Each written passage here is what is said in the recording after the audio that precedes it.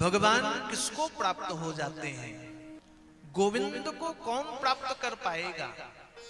भगवान कृष्ण को कौन मिलेगा? जानते हो कौन मिलता है भगवान से, या किसको भगवान दर्शन देते हैं? गोविंद का साक्षात्कार कौन कर पाएगा? मानस कहती है निर्मल मनजन सो मोहि पावा। भगवान किसको प्राप्त होंगे? जिसका मन निर्मल और पवित्र होगा। जार मन निर्मल থাকবে, मन में दूसरे के प्रति द्वेष की भावना का समापन हो जाना, द्वेष और द्वंद्व का नाश हो जाना, दूसरे के प्रति ईर्ष्या का समापन हो जाना, और केवल भक्ति के भाव में डूब जाना। मीरा जैसा, गोपियों जैसा। गोपी और हम में कोई बड़ा अंतर नहीं है। गोपियां भी वही हैं जो हम और आप। उनके भी 2 आंख, 2 हाथ, 2 पैर, एक सिर, और हम जैसा ही शरीर था। गोपी और আমাদের মধ্যে কোনো भेद नहीं, वो भी हम जैसे ही दिखते थे। किंतु ध्यान दिए सुनो, मात्र एक भेद कि आमरा प्रतिदिन प्रत्येक समय किसेर चिंता भावना करी? संसारेर। हम प्रत्येक क्षण, हर समय, हर पल संसार की चिंता में डूबे हुए। এখন কি হবে, তারপরে কি হবে, কালকে কি হবে, আমার কি হবে, বৃদ্ধাকালে কি হবে, বুড়াকালে কি হবে, সেইখানে যাব কেমন, সেইখানে থাকবো কেমন, কি পরবো কি পরবো নাই, কি খাবো নাই। आप सुबह से शाम तक का ध्यान करो तो सुबह से शाम तक केवल हमने संसार की ही चिंता की। सत्य बोलছি कि मिथ्या बोलो? संसार की चिंता। और गोपियां संसार की नहीं, संसार के नियंता की चिंता करती हैं, उनका चिंतन करती हैं। गोपियां भी घर में झाड़ू लगाती हैं, भोजन भी बनाती हैं, विश्राम भी हम जैसे करती हैं। उनादेर बाड़ी, गोपीदेरो बाड़िए आपनादेरই মতন কাজ ছিল। भात वो भी रांधती हैं, भोजन वो भी करती हैं। लेकिन बंधुओं, बड़ी बात, गोपियां यदि भात रांधती हैं तो कृष्ण का स्मरण करती हैं। गाय के दूध का मंथन भी करती हैं तो एक ही भावना, कृष्ण आसवे माखन चूरी करी जावे। पनघट से पानी भी लाती हैं नदी से तो मस्तक पर जल लेकर जाती हैं, और भाव गोपियों का यही होता है, कृष्ण हमारे मटके फोड़ देंगे। जल भर रही हैं तो कृष्ण का चिंतन, भोजन बना रही हैं तो गोपाल का चिंतन, दूध दुह रही हैं तो माखन चोर का चिंतन।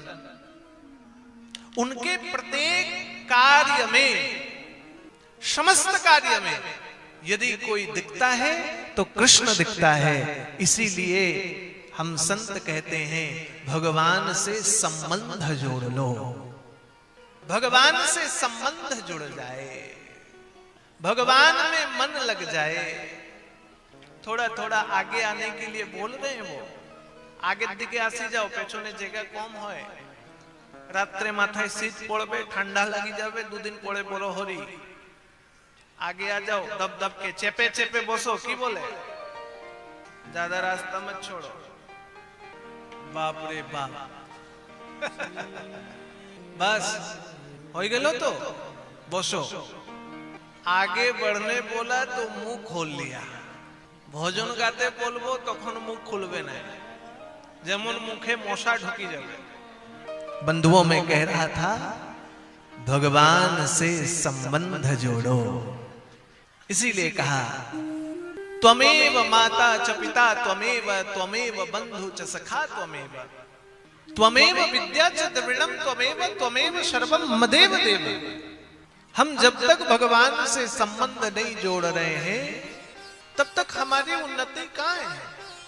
संबंध गोविंद से जोड़ लो। माता बनाओ, पिता बनाओ, सखा बनाओ, मित्र बनाओ, कुछ भी बनाओ। और मैं एक ही बात कह रहा हूं, ध्यान दो अब कथा पर। सुबह उठो तो आंख खुले तो भावना क्या हो, जल्दी उठ करके स्नान करना है। कार जन्य स्नान करार होवे, कार जन्य स्नान करबे आपनारा, निजेर जन्य नहीं। भावना क्या हो, जल्दी उठ करके स्नान करें। क्यों? भगवान की पूजा करनी है।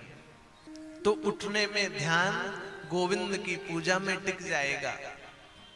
और स्नान हो गया तो पूजा हुआ, और पूजा हुआ, काम हुआ, झाड़ू भी लगा रहे हो ना, तो घर की सफाई के लिए नहीं बंधुओं, झाड़ू भी लग रहा है, थोड़ी देर बाद आएंगे। झाड़ू भी यदि लगा तो ये भाव कि न जाने कृष्ण दिन कृष्ण हमारे आंगन पर आ जाए।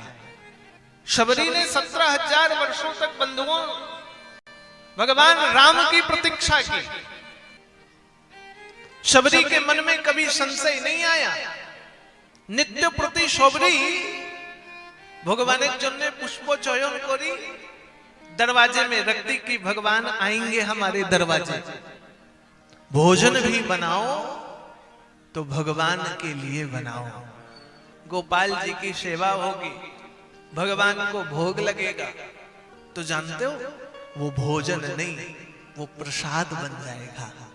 याद रखना, जीवन में भोजन आपको रोगी बना सकता है, लेकिन भगवान का प्रसाद रोगी नहीं, आपको अजय अमर भी नहीं, भगवान को प्राप्त करा सकता है। ये भगवान के प्रसाद में महत्वता है। प्रसाद विषाद का अंत कर देती है, विष को नाश करती है। कौन सा विष है हमारे पास? हमारे पास संसार की समस्या का विष है, हमारे पास दुनिया के झंझावातों का विष है। हमारे पास क्या विष है? विष है जीवन में कष्ट है, शरीर काम नहीं कर रहा, ये विष है हमारे पास।